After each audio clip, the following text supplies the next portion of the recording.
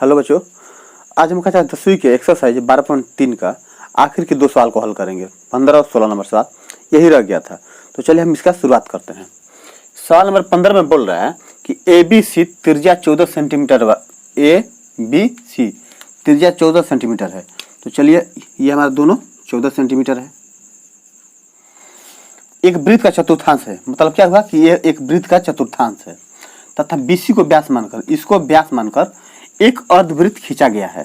ये जो बाहर वाला एरिया दिखा रहा है ना, इसको हम एक बार दूसरे कलर से हम देख रहे हैं। हाँ चलिए देखिए, इसको हम व्यास मानकर ये जो अर्धवृत्त बाहर की तरफ खींचा गया है, देखिए ये वाला जो बाहर से खींचा गया है, ये क्या हो जाएगा, एक अर्धवृत्त का हो जाएगा। ये वाला क्षेत्र क्या हो जाएगा, एक अर्धवृत्त हो जाएगा। ये खींचा गया है। ये आपको रेड लाइन नहीं लेना है, बस हमने इंडिकेट के लिए दिया है ताकि आपको समझ में आए कि कहाँ से कहाँ तक क्षेत्र है। अच्छा, तो ये इसको हम व्यास मान रहे हैं अगर, तो हमारा एक अर्धवृत्त खींचा जा रहा है। इसको अगर व्यास मान रहे हैं तो एक अर्धवृत्त बाहर की तरफ खींचा गया है। तो बोला छायांकित भाग का क्षेत्रफल, मतलब ये जो एरिया बना है छायांकित भाग, इसका क्षेत्रफल हमें निकालना है। तो देखिए, सबसे पहले हम करेंगे क्या कि देखिए, पहले जब BC को बोला है कि BC को व्यास मानना है, तो BC को हम व्यास मान के इस अर्धवृत्त तो खींचा गया है, लेकिन हमें पता नहीं कि अर्धवृत्त का त्रिज्या कितना है। और जब तक त्रिज्या नहीं पता चलेगा, हम छायांकित भाग का क्षेत्रफल निकाल नहीं सकते हैं।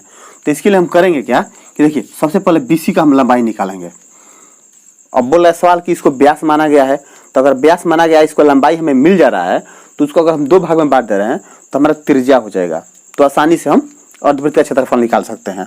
और अर्धवृत्त के क्षेत्रफल से अगर हम ये वाला क्षेत्रफल घटा दे रहे हैं, त्रिज्याखंड BAC, ये वाला जो क्षेत्र है वो अगर हम घटा दे रहे हैं तो क्या हो जाएगा, या ये क्या वृत्तखंड, ये वाला जो पर्सन हम घटा दे रहे हैं अर्धवृत्त के क्षेत्रफल में से, ये जो अर्धवृत्त बना हुआ है, इतना बना हुआ है ना, इसके क्षेत्रफल में से अगर ये उजला वाला भाग हम माइनस करते रहे तो हमारा छायांकित भाग का क्षेत्रफल निकल जाएगा। तो चलिए, सबसे पहले हम BC को निकालते हैं। तो लिखेंगे त्रिभुज ABC में पाइथागोरस प्रमेय से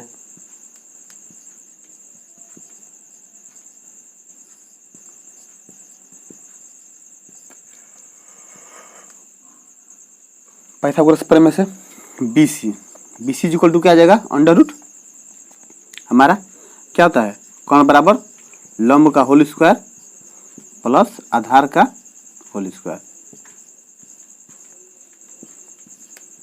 लंब हमारा क्या है AB प्लस आधार क्या है AC का होल स्क्वायर। तो दोनों हमारा 14 दिया गया, तो क्या करेंगे, हम दोनों को 14 का स्क्वायर कर देंगे। ये भी हो जाएगा 196 और ये भी हो जाएगा 196। जोड़ दिया जाए तो कितना हो जाएगा, 1 2 3 392, 6 6 12 के 2 हाथ में 1, 9 9 18 19 के 9 हाथ में 1, 1 1 2 1 3 392। ये क्या हो गया हमारा BC का लंबाई। और देखिए, जब BC का लंबाई हो गया तो क्या बोल रहा है कि BC को ही हम व्यास मान रहे हैं, तो BC बराबर अर्धवृत्त का त्रिज्या भी हो जाएगा, अर्धवृत्त का त्रिज्या या BC, अर्धवृत्त का त्रिज्या बराबर क्या हो जाएगा, BC बटा में 2। BC हमारा क्या है, अंडर रूट 392 है, अंडर रूट 392 डिवाइडेड बाई 2। ये हमारा हो गया अर्धवृत्त का त्रिज्या। मतलब यहाँ से इसको व्यास माना गया है, यहाँ से जो बाहर की तरफ अर्धवृत्त खींचा गया है उसका त्रिज्या में इतना सेंटीमीटर मिल गया है। अब हमें छायांकित भाग का क्षेत्रफल निकालना है, तो करेंगे क्या हम कि अर्धवृत्त के क्षेत्रफल में से क्या करेंगे, इस वृत्तखंड का क्षेत्रफल घटा देंगे, हमारा आंसर आ जाएगा। तो चलिए, सबसे पहले आप इसका स्क्रीनशॉट ले लीजिए, फिर हम इसके नेक्स्ट सवाल फिर आगे की तरफ हल करते हैं। तो चलिए, हमें यहाँ पर अर्धवृत्त का त्रिज्या जो लिखा गया है हम इसको लिख दे रहे हैं। R बार क्या है हमारा, अंडर रूट 392 बटा में 2। अब बाकी का हम रफ कर रहे हैं, इसके बाद हल करेंगे। तो आप खुद से भी हल करें, जितना अधिक आप हल करेंगे आपके लिए बेहतर होगा। और हाँ, अगर आप हमारे चैनल पर नए हैं तो सब्सक्राइब कर सकते हैं। देखिए, अब हम क्या करेंगे कि सबसे पहले हम छायांकित भाग का क्षेत्रफल यहाँ पर लिखेंगे।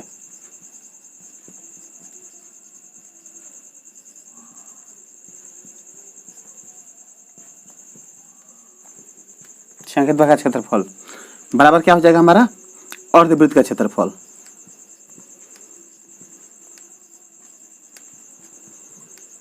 क्षेत्रफल माइनस अर्धवृत्त, मतलब यहां से जो अर्धवृत्त खींचा गया उसका क्षेत्रफल माइनस क्या हो जाएगा वृत्तखंड का क्षेत्रफल। वृत्तखंड का क्षेत्रफल। अब अर्धवृत्त के क्षेत्रफल का सूत्र क्या होता है? वृत्त के क्षेत्रफल का सूत्र होता है पाई आर स्क्वायर बटा में 2। अब देखिए इसमें भी आर हमें मिलेगा, इसमें भी हमें आर मिलेगा, तो हमने क्या किया इसको R1 मान लीजिए, या आप इसे कैपिटल आर भी मान सकते हैं। माइनस इसका सूत्र क्या हो जाएगा थीटा बटा में 360 गुना पाई R2 स्क्वायर, इसको हम R2 मान ले रहे हैं, माइनस 1 बटा में 2 गुना R2 स्क्वायर साइन थीटा। वृत्तखंड का क्षेत्रफल का सूत्र होता है। अब इसको देखिए पाई का मान हमारा कुछ दिया है या सवाल में, पाई का मान कुछ नहीं है तो हम 22/7 ले सकते हैं। तो ये हमारा क्या हो जाएगा 22/7 गुना आर। अर्धवृत्त का आर कितना है हमारा आर स्क्वायर है ना, तो इसको हम लिख देंगे √392/2 का होल स्क्वायर गुना 1/2। ये वाला 1/2 हमने साइड कर दिया।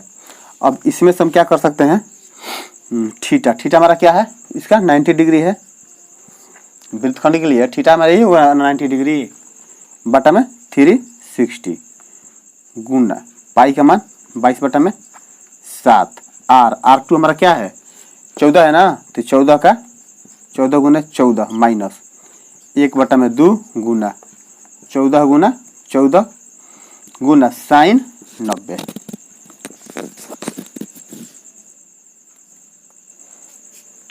अब इसको हम हल करेंगे तो देखिए 2 से 11 बार में कट जाएगा ना, तो क्या हो जाएगा हमारा 11/7 गुना, अब देखिए इस पर पूरा पे स्क्वायर है तो ये हट जाएगा, तो क्या हो जाएगा 392/4।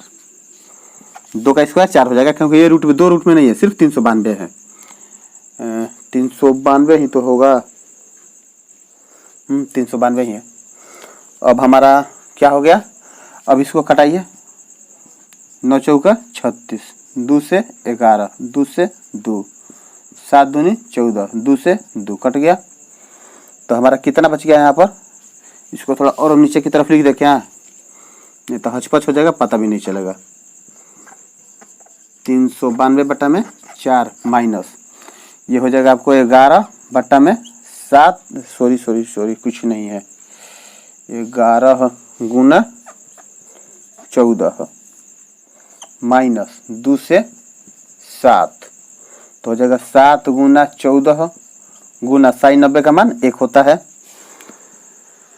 कटेगा जी 4 से, ये भी कट जाएगा 7 से, 7 × 5 = 35, 7 × 42, ये 14 बार में कट जाएगा, तो हो जाएगा 11 गुना 14 माइनस ये भी हो जाएगा 11 गुना 14 कितना हो जाएगा 14 का में 14 की 4 हाथ में 1, 14 का में 14 1 15 माइनस 14 7 98, इसको हम घटा देंगे तो कितना हो जाएगा 154 माइनस, अब इसको माइनस गुना कर देंगे तो क्या हो जाएगा 154 + 98 minus minus plus 98 plus minus -4, ये हमारा कट जाएगा, तो कितना बचेगा 98 सेंटीमीटर स्क्वायर। यही हमारा क्या हो जाएगा आंसर हो जाएगा। छायांकित भाग का क्षेत्रफल हमारा यही हो जाएगा। हमने किया क्या कि इसका पहले बीसी को निकाल लिया, क्योंकि बोला कि बीसी को हमें व्यास मानना है, तो जब तक व्यास का लंबाई नहीं पता चलेगा हमें त्रिज्या पता नहीं चलेगा, क्योंकि व्यास से हम त्रिज्या निकाल सकते हैं या त्रिज्या से व्यास भी निकाल सकते हैं। तो हमें या तो त्रिज्या पता होना चाहिए या व्यास पता होना चाहिए।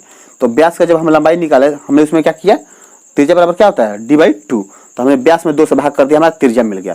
जब अर्धवृत्त का हमें त्रिज्या मिल गया तो हमने क्या किया कि अर्धवृत्त का जो क्षेत्रफल होता है अर्धवृत्त का, उस क्षेत्रफल में से हमने इस वृत्तखंड के क्षेत्रफल को घटा दिया, जो व्हाइट वाला भाग है इसको हमने घटा दिया, तो हमारा छायांकित भाग का क्षेत्रफल निकल गया। तो उम्मीद है कि सवाल आपको समझ में आ गया होगा। तो चलिए आप इसका स्क्रीनशॉट ले लें, फिर हम नेक्स्ट सवाल को हल करते हैं। अब हम सवाल नंबर इस चैप्टर का आखिरी जो कि सवाल होगा, सवाल नंबर 16 को हल करेंगे। इसमें बोला है छायांकित डिजाइन का क्षेत्रफल, मतलब ये जो बीच में डिजाइन किया गया है इसका क्षेत्रफल निकालना है। जो 8 सेंटीमीटर त्रिज्या वाले 2 वृत्तखंडों के चतुर्थांश के बीच उभयनिष्ठ है। देखिए इसका मतलब पहले सवाल समझ जाइएगा तो बहुत ही आसान। देखिए यहाँ पर 90 डिग्री दिया है, यहाँ पर 90 डिग्री। अगर आप एक बात देखिए इसमें, शायद देखिए सवाल थोड़ा, चलिए नाम नहीं दिया गया है। देखिए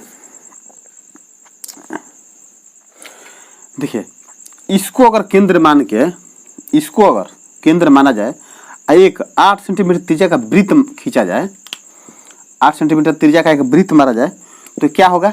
ऐसे ही आएगा, ऐसे ही आएगा ना। तो इससे अगर हम वृत्त खींच रहे हैं तो क्या होगा? ये वाला भाग इसमें आ जाएगा। और इसको हम केंद्र मान रहे हैं, इधर से खींच रहे हैं, तो क्या हो जाएगा? ऐसे हो जाएगा, ऐसे हो जाएगा ना। तो देखिए ये हमारा कहने का मकसद सिर्फ ये है कि जो हमारा ये चतुर्थांश बना है दोनों तरफ से, तो दोनों तरफ से मिलाकर हमें ये एक डिजाइन बना है। अगर इसको केंद्र मान है तो ये बन रहा है, इसको केंद्र मान है तो ये बन रहा है, बीच में एक हमारा डिजाइन बन गया। इसको छायांकित किया गया है और बोला इसी का क्षेत्रफल निकालना है। तो देखिए इसको कैसे हम निकालेंगे? हम क्या करेंगे कि इधर से देखेंगे, अगर इधर से देखेंगे तो ये वाला क्या हो जाएगा? हमारा वृत्तखंड हो जाएगा। और इधर से देखेंगे तो हमारा ये वाला वृत्तखंड हो जाएगा। तो दो वृत्तखंड बन रहा है, एक इधर से वृत्तखंड बन रहा है, एक इस साइड से वृत्तखंड बन रहा है। तो अगर दोनों वृत्तखंड का अगर क्षेत्रफल हम निकाल दे तो हमारा वही छायांकित भाग भी होगा। तो देखिए यहाँ पर लिखेंगे हम छायांकित भाग का क्षेत्रफल।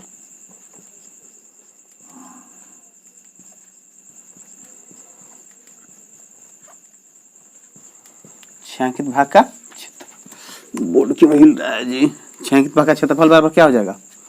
दो वृत्तखंडों का क्षेत्रफल, दो वृत्तखंड का क्षेत्रफल। अब दो वृत्तखंड मतलब 2, और वृत्तखंड के क्षेत्रफल का सूत्र क्या होता है? थीटा बटा में 360 गुना पाई आर स्क्वायर माइनस 1 बटा में 2 गुना आर स्क्वायर साइन थीटा। यही होता है ना। तो 2 थीटा हमारा क्या है? 90 डिग्री दिया है, गुना पाई का मान 22 बटा में 7 है या कुछ और है? 7 ही है, हाँ 7 है। इसमें एक बात बोला गया कि चतुर्थांश जो बन रहा है हमारा, इधर का चतुर्थांश और इधर का चतुर्थांश दोनों उभयनिष्ठ है, मतलब एक दूसरे में शामिल है। इस रेखा को और मिलाया जाए तो दोनों में शामिल है। गुना आर हमारा क्या है? 8 गुना 8 माइनस 1 बटा में 2 गुना 8 गुना 8 गुना साइन 90 डिग्री। 90 चौका 360। तो यहाँ पर क्या हो जाएगा हमारा? 2 से 11, 2 से 2 चौका 8। तो कितना हो जाएगा हमारा? 11 चौक 44 गुना 8 बट्टा 7 माइनस 2 चौका 8।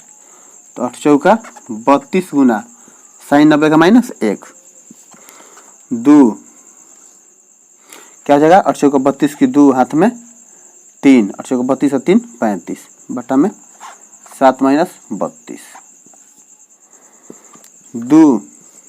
इसको अगर हम गुणा कर दे क्या हो जाएगा हमारा? 352। अगर इसको भिन्न देखिए, भिन्न से हल कर रहे हैं, 7 दूना 14 की 4 हाथ में 1, 17 के 21 22, 7 दूना 14 की 4 हाथ में 1, 7 दूना 14 की 4 हाथ में 1, 17 के 21 22 बटा में 7। देखिए इसको हल करेंगे तो क्या आ जाएगा हमारा? 2। इसमें हल करेंगे तो कितना आ जाएगा हमारा?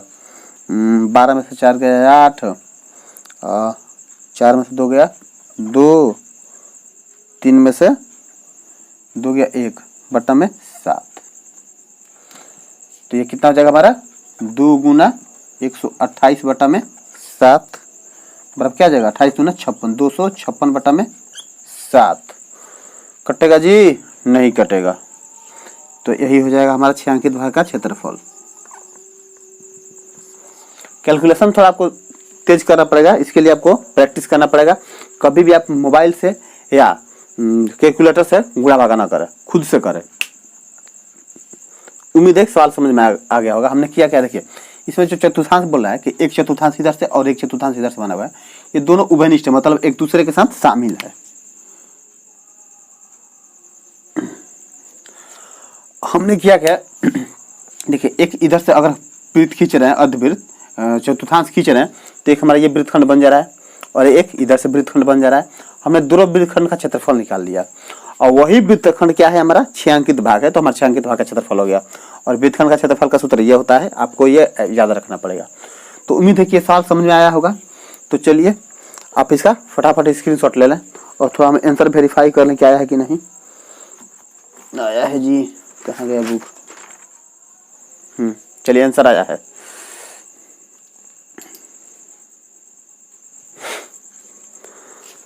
तो आज हमारा चैप्टर 12.3 खत्म हो गया।